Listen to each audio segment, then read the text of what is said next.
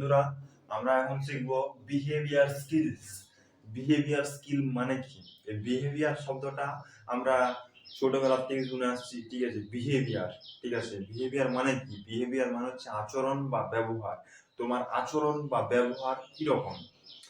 তুমি ছাড়া তোমার সারাউন্ডিং, এই এনভায়রনমেন্টে প্রতিটা জিনিসের সাথে কেমন ব্যবহার করছো, তাদের সাথে কিভাবে ডিল করছো বা ম্যানেজ করছো, তাদের সাথে কিভাবে ক্লিয়ার করছো, তুমি একটা লাইটের সাথে কিভাবে ডিল করছো, একটা ফ্যানের সাথে কিভাবে ডিল করছো, একটা পাখি, একটা টেবিল, একটা চেয়ার, একটা মানুষের সাথে কিভাবে ডিল করছো, এটাই হচ্ছে তোমার বিহেভিয়ার স্কিলস। এই বিহেভিয়ার স্কিলের মধ্যে 6টা পার্ট আছে। 1 নম্বর হচ্ছে communication skill. Communication skill communication skills communication skills মানে কি? কমিউনিকেশন স্কিল মানে হচ্ছে যোগাযোগ ব্যবস্থা। অনেকে ভাবে যে কমিউনিকেশন স্কিলটাকে, অনেকে ভাবে যে এটা একটা ইংরেজি ল্যাঙ্গুয়েজ। হ্যাঁ, ইংরেজি ল্যাঙ্গুয়েজ, কিন্তু এটা মানে ইংরেজি ভাষা শেখাটাকেই, ঠিক আছে, কমিউনিকেশন বলে, কিন্তু এমনটা নয়। কমিউনিকেশন মানে হচ্ছে আমার থটস, আমার চিন্তা ভাবনাগুলো, আমার ইমোশন, আমার ফিলিংস একটা অন্য ব্যক্তির কাছে পৌঁছে দেওয়াকে কমিউনিকেশন বলে। সেটা যে কোনো ভাষাই হতে পারে, বাংলা, হিন্দি, ইংরেজি, উর্দু, যে কোনো ভাষাই সেটা হতে পারে। যোগাযোগ ডিভাইসের মধ্যে হতে পারে, সেটা যে কোনো ভাষাই হতে পারে। এটা হচ্ছে কমিউনিকেশন স্কিলস। 2 নম্বর হচ্ছে self improvement. Self improvement self improvement মানে কি? সেলফ ইমপ্রুভমেন্ট মানে যেটা তুমি জানো সেটাকে মেনটেন করা, আর যেটা তুমি জানো না সেটাকে প্র্যাকটিসের মাধ্যমে তোমাকে সেটা স্ট্রেংথের জায়গায়, মানে বা তোমাকে ভালো জায়গায় সেটাকে নিয়ে যেতে হবে। যে আমি এটা পারার জায়গায় তোমাকে নিয়ে যেতে হবে। মানে ধরো তুমি ইংলিশ স্পিকিং জানো, কিন্তু 2-3 মাস হয়ে গেল তুমি আর প্র্যাকটিসের মধ্যে নেই, তাহলে কি তোমার ইংলিশ স্পিকিংটা ভালো থাকবে? থাকবে না।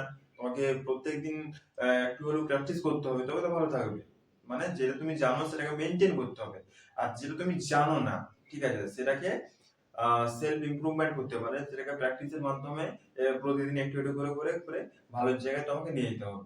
যেমন ধরো তুমি এমএস ওয়ার্ড জানো না, কিন্তু তুমি এমএস ওয়ার্ড শিখতে চাও, ঠিক আছে, তো প্রতিদিন তোমাকে আধ ঘন্টা বা 1 ঘন্টা করে সময় দিতে হবে, ঠিক আছে? আধ ঘন্টা করে সময় দিলেই কাফি, ঠিক আছে? 1 মাসের মধ্যে শিখে যাবে। তো আধ ঘন্টা করে সময় দিলে আর 1 মাসের মধ্যে তুমি সেই এমএস ওয়ার্ড পুরোপুরি জেনে যাবে। এটাই হচ্ছে তোমার সেলফ ইমপ্রুভমেন্ট। 3 নম্বর হচ্ছে 3 নম্বর হচ্ছে কি? তোমার conflict resolution.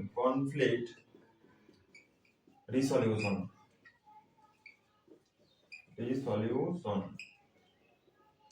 Conflict resolution. Conflict মানে মতবিরোধ। যখন দুটো মানুষ তাদের মত নিয়ে একমত হতে পারছে না, তাদের মধ্যে কোনো কিছু নিয়ে ফাইট হচ্ছে বা যুদ্ধ হচ্ছে, তখন একটা কনফ্লিক্ট তৈরি হয়। তখন আমরা সেটাকে যেভাবে ম্যানেজ করি বা সলভ করি, তখন সেটাকে কনফ্লিক্ট রিসলিউশন বলে, ঠিক আছে? তাহলে 4 নম্বর হচ্ছে time management. Time manage time management time management একটা স্কিলস, ঠিক আছে? সত্যি কথা বলতে টাইমকে কেউ কোনোদিন ম্যানেজ করতে পারে না। টাইম কখনো কারো হাত ধরে চলে না। টাইম তার নিজের মতো করে চলে। আমরা কিছুই করতে পারবো না টাইমের সাথে। আমরা কি করতে পারি? আমাদের যে দৈনন্দিন কাজগুলো সেগুলো ম্যানেজ করতে পারি। মানে তোমাকে একটা টু ডু লিস্ট বানাতে হবে প্রত্যেকদিন, যে আগামীকাল তুমি কি কি কাজ করবে তার একটা লিস্ট বানাতে হবে প্রতিদিন রাত্রিবেলা, ঠিক আছে? এবং টাইম ম্যানেজমেন্টে তুমি যদি মাস্টার হও তাহলে তুমি সব কাজই করতে পারবে এবং অন্যদের থেকে অনেকটা এগিয়ে থাকবে। তাই টাইম ম্যানেজমেন্ট স্কিলটা শেখাটা খুবই অত্যন্ত জরুরি, ঠিক আছে? 5 নম্বর হচ্ছে decision making. Decision making decision making দেখো, ডিসিশন মানে সিদ্ধান্ত। সিদ্ধান্ত আমাদের প্রতিদিন প্রতিটা মুহূর্তে ছোট বড় সব ধরনের সিদ্ধান্ত নিতে হয়, ঠিক আছে? ট্রেন লেট হয়ে গেছে, উঠবো কি উঠবো না, লেট হয়ে গেছে, হেঁটে যাবো নাকি কারো গাড়িতে যাবো, এইভাবে আমাদের সিদ্ধান্ত নিয়ে থাকি। তো সিদ্ধান্ত আমরা কিভাবে নিয়ে থাকি? আমাদের ব্রেনে যে ডেটাগুলো থাকে সেই ডেটাগুলো বেস করে ক্যালকুলেশন করে আমরা সিদ্ধান্ত নিয়ে থাকি, ঠিক আছে? যেমন ধরো একটা বাচ্চা ছেলেকে যদি একটা হাতি দেখিয়ে জিজ্ঞাসা করো, সে কি করবে? কাঁদবে। তুমি যদি ওই জায়গায় থাকতে তুমি কি করতে? কাঁদতে? কাঁদবে না। খুব কাছাকাছি এলে কি করতে? ছুটে পালাতে। কিন্তু বাচ্চাটার খুব কাছাকাছি যদি আসতো সে কি করতো? আরো জোরে জোরে কান্না করতো। এখানে দুজনের ঘটনা একই, কিন্তু দুজন আলাদা আলাদা সিদ্ধান্ত নিচ্ছে। একজন জোরে কান্না করার সিদ্ধান্ত নিচ্ছে, একজন ছুটে পালাবার সিদ্ধান্ত নিচ্ছে। এটা হচ্ছে ডিসিশন মেকিং। তাহলে 6 নম্বর হচ্ছে তোমার problem solving. Problem solving problem solving দেখো বন্ধুরা, প্রবলেম সমস্যা প্রতিদিন ছোট বড় সব ধরনের সমস্যা হয়, যেগুলোকে আমরা সমাধান করে ফেলি, সেগুলোকে আমরা প্রবলেম বলেই মনে করি না। আর যেগুলিকে আমরা সলভ করতে পারি না, ঠিক আছে, সেগুলোকেই প্রবলেম বলে মনে হয়।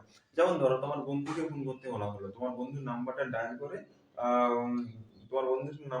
করে ফোন করে কথা বলে নিলে, তো এটাকে কোনো প্রবলেম বলেই মনে হলো না। এরকম ছোট ছোট বড় সব ধরনের প্রবলেম আছে, ঠিক আছে, যেগুলোকে আমরা সলভ করতে পারি, করে ফেলি, সেগুলোকে আমরা প্রবলেম বলেই মনে করি না। আর যেগুলোকে সলভ করতে পারি না, সেগুলোকে আমরা প্রবলেম বলে মনে করি। ঠিক আছে, ধন্যবাদ, আজ এই পর্যন্তই।